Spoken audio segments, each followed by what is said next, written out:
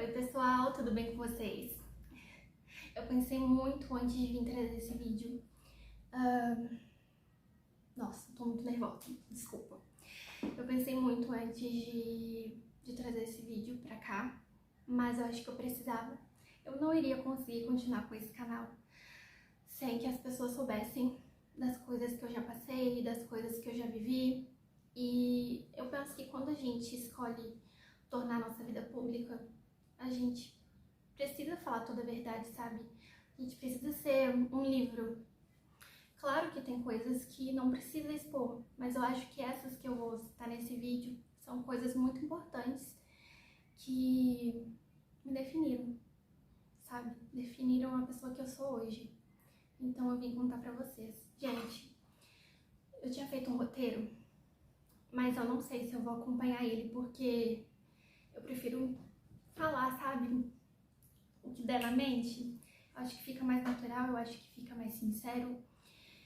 Mas esse roteiro foi muito bom escrever ele, porque parece que saiu assim um peso daqui de dentro. Mas vamos lá. A minha infância, gente, sempre foi muito maravilhosa. Eu tinha muito amor, tinha muito carinho, tinha de tudo até os meus 6 anos de idade. Não que depois disso eu não tinha mais amor e carinho, não é isso, vocês vão entender, tá? Eu era uma criança extremamente amorosa, bagunceira pra caramba, né? Nossa, era muito bagunceira. E quando eu tinha 6 anos, eu e minha família, meus pais, minha irmã, nós fomos pro sítio dos meus avós, que fica em Andrelândia. E eu vou tentar resumir, tá, gente? O máximo que eu puder. A minha irmã, minha avó e minha mãe saíram.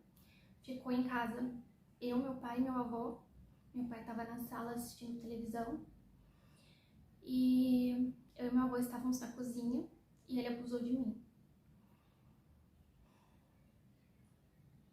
E foi muito rápido. Eu era criança, não tinha muito o que fazer.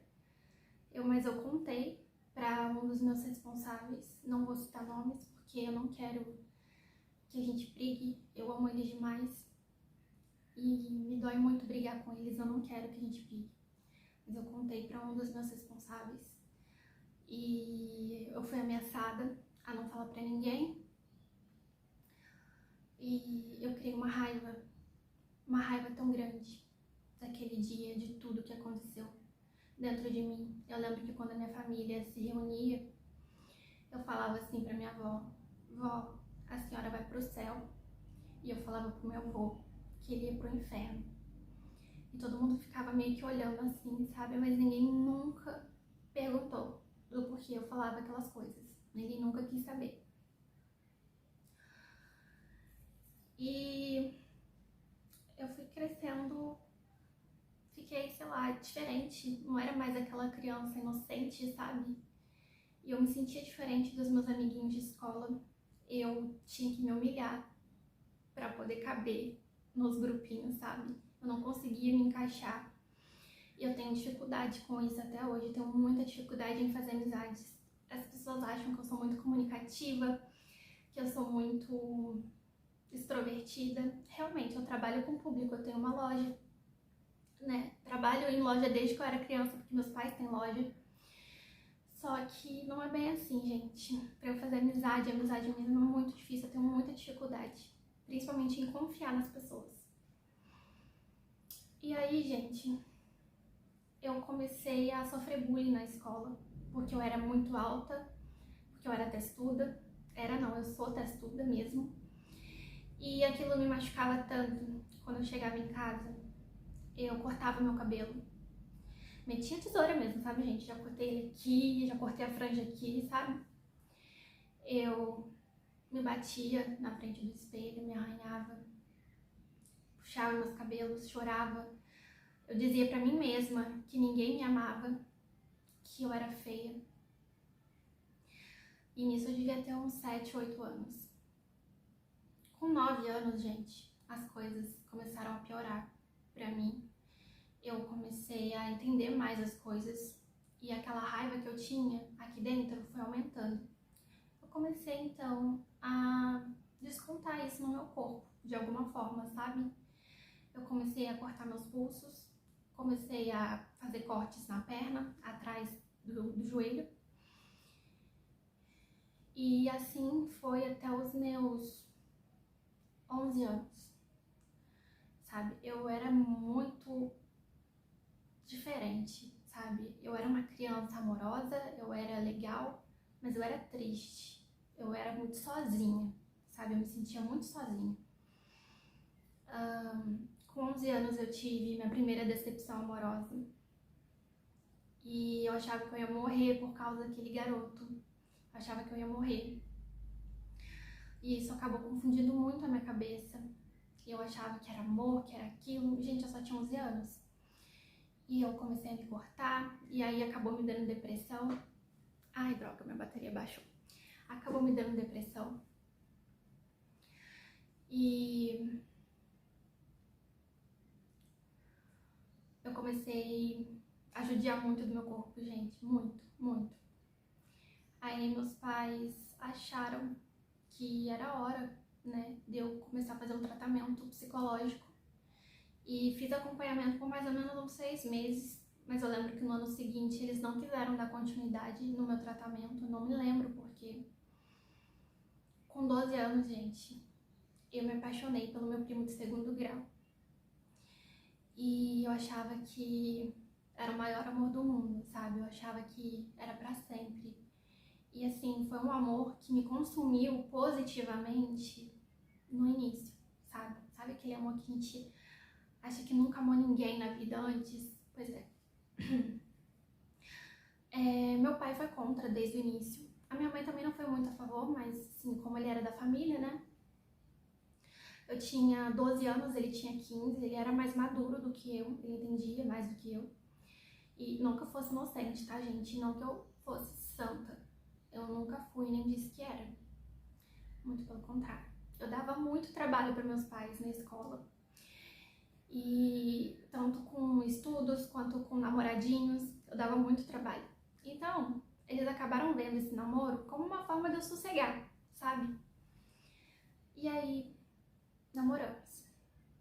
E, gente, não demorou muito pra ele começar a ter uns ciúmes doentios de mim. Eu não podia usar short, eu não podia ter amigas, não podia ter amigos. Só tinha o contato dele no meu telefone. Ele era muito ciumento. E eu perdi minha virgindade com ele, com 12 anos. E assim que eu perdi minha virgindade, coloquei minha roupa e tudo, a gente foi pra casa da minha mãe. No caminho, um cara mexeu comigo na rua. E ele falou, isso que dá você se vestir que nem puta. E, gente, aquilo me doeu tanto. Foi a primeira vez que ele falou aquilo pra mim. E eu tinha acabado de perder minha virgindade. Eu contei pra minha irmã foi a primeira pessoa a saber. E ela contou para meus pais, não, ela contou pra minha mãe. E ela fez certo, porque era uma coisa muito séria, né? A minha mãe tinha que saber, mas eu não confiava pra poder contar, tinha muito medo. E aí, eu lembro que eu fui no cinema com esse namorado, e quando a gente saiu do cinema, estavam meus pais esperando a gente na praça de alimentação. E minha mãe decidiu contar pro meu pai ali, porque ela ficou com medo dele me bater. E ali, como ele fazer isso, né, gente? Bom, ele ficou louco, possesso da vida, ele levantou, foi embora. E eu lembro que quando eu cheguei em casa, ele surtou comigo, com razão, né, gente? Ele não estava errado.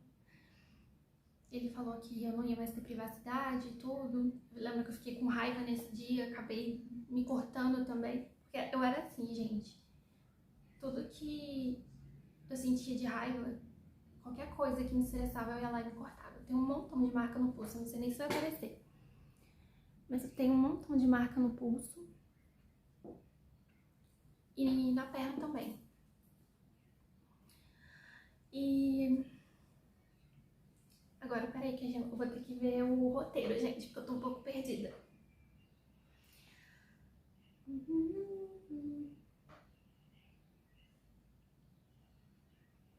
Gente, eu pulei uma parte da história muito importante.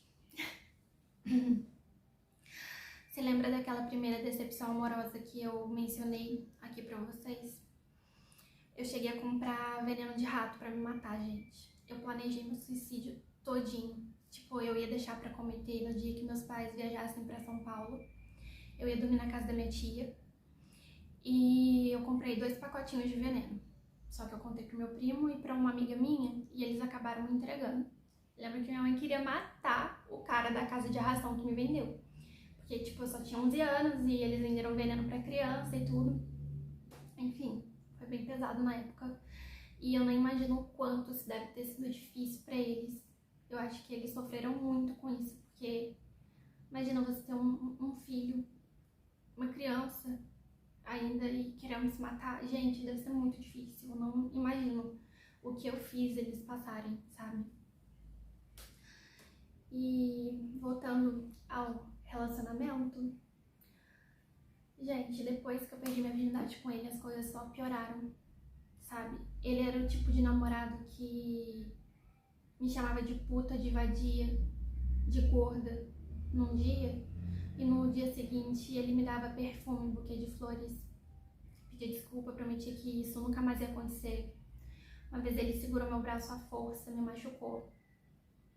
E aí, gente, eu me lembro que a gente ia fazer 1 ano de namoro no dia do meu aniversário e ele simplesmente terminou comigo, me bloqueou de tudo.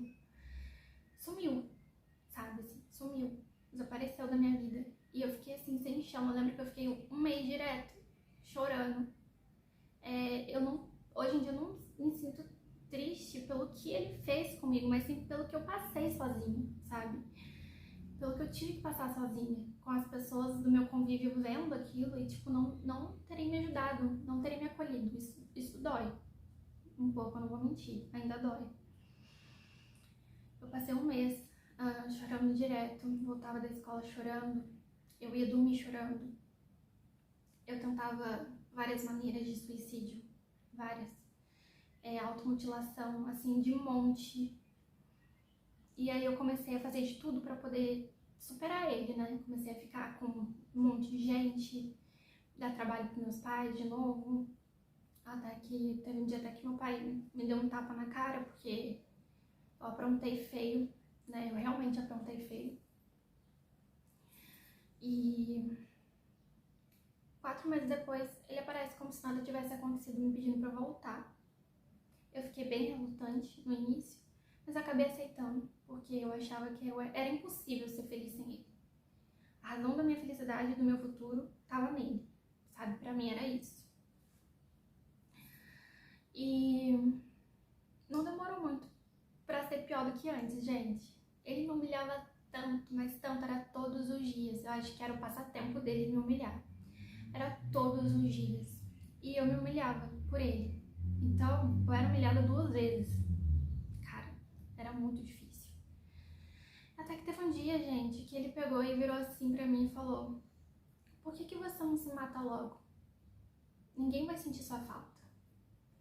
E bem nesse dia, a minha avó, que hoje mora lá no céu, por parte de pai, ela tinha deixado uns remédios na loja da minha mãe pra eu poder levar pro posto. E tinha remédio de pressão, de coração e diabetes. E aí eu me lembro que eu tentei suicídio. Nesse dia eu tomei muito remédio. E aí eu contei pra minha avó por parte de mãe. E minha avó ficou louca, né? Ficou super preocupada, falou pra minha mãe me levar no médico. E minha mãe disse que lavava as mãos dela, que ela não ia fazer nada, já que eu queria morrer, então que assim seja. Só que ela viu que era uma situação muito séria, ela me levou. Eu me lembro que as enfermeiras falavam assim pra mim: tomara que coloquem uma sonda bem grossa nessa daí pra poder aprender. Pessoas que tentam se matar não deveriam ter prioridade de atendimento. E eu lembro que elas me seguravam à força, elas me machucavam e enfiaram uma sonda grossa no meu nariz. Gente, foi a pior dor que eu já senti assim na minha vida.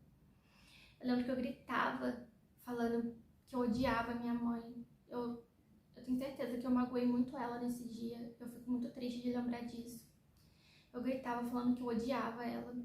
A nossa convivência, gente, era muito difícil. Nem sempre a gente se deu bem. eu sei que eu parti muito o coração dela. Hoje em dia nós somos muito próximas, somos muito amigas, graças a Deus. Eu tenho uma convivência bem melhor. Mas, voltando, né? A minha mãe falou que ia buscar um cobertor pra mim, porque eu tava com muito frio. Só que ela mentiu. Ela foi pra casa e me deixou lá sozinha. E aí eu fiquei sozinha lá, deitada na cama do hospital. Eu tinha 14 anos. Eu tava me sentindo um lixo. Que era o que eu era chamada todo dia, né, gente? Meu namorado me chamava de lixo todos os dias. E tudo que eu desejava ali no momento era estar morta. Eu só queria morrer. Só isso. Eu tive uma depressão muito feia depois disso. Eu fiquei muito ressentida com a minha mãe dela ter me deixado lá sozinha. Fiquei guardando essa mágoa por muito tempo. E eu me lembro que teve um dia que meu pai se estressou comigo. Eu e minha irmã, a gente tava brigando, ele foi defender ela. Eu falei, olha, mas você nem sabe o que tá acontecendo. E aí ele tava limpando peixe na pia da cozinha, eu lembro. E de repente eu só vi mão na minha cara, tipo, a mão dele muito pesada, gente. Soco na cabeça, eu lembro que eu fiquei com esse ouvido aqui zunindo, acho que é assim que fala, né? Zunindo uns 2 dias, sério. Esse ouvido aqui ficou muito ruim, porque eu levei soco aqui, ó. E aí eu lembro que eu passei a noite toda trancada no banheiro, me cortando e passando sangue assim na parede. Gente, eu não sei o que me deu, mas eu gostava de ver meu sangue na parede. Eu gostava de ver aquilo me dava prazer, sabe? Ver a minha dor, me ver sangrando me dava prazer. Parecia que aquilo diminuía tudo que eu tava passando. E eu vou ter que deixar a parte 2 desse vídeo, gente, senão esse vídeo vai ficar muito longo. Mas eu só quero dizer pra vocês que eu vou contar tudo, todo o resto, tá? Tem muita coisa ainda, vocês acham que acabaram, não acabaram. E peço pra que ninguém fique magoado comigo de eu estar contando a minha história, porque essa é a minha história, foram coisas que eu vivi. Eu espero que ninguém da minha família brigue comigo por conta disso. Ninguém fique com mágoa de mim por conta disso. Eu só contei o que realmente aconteceu, o que eu passei. E espero receber apoio, carinho. Espero não me sentir mais sozinha. E continuar com esse canal maravilhoso, com as pessoas maravilhosas que eu fiz amizade, que continuam me seguindo no Instagram. Gente, eu ganhei tanta amiga legal por causa de 2 vídeos que eu fiz. Eu ganhei tanta amiga legal. E eu me senti muito mais acolhida por essas pessoas do que pelas pessoas da minha própria família, sabe? Do meu ciclo de amizades, assim. E eu só tenho a agradecer, gente. É isso. Esse é o vídeo de hoje. Eu espero muito que vocês assistam o próximo, né? Eu não vou falar que eu espero que vocês tenham gostado, porque é uma história triste, não tem nada de legal, né? Mas eu precisava falar sobre isso. Eu acho que eu devo isso a mim mesma, de finalmente poder me sentir livre e liberta disso tudo, de não precisar esconder isso de mais ninguém. É isso, gente. Beijo.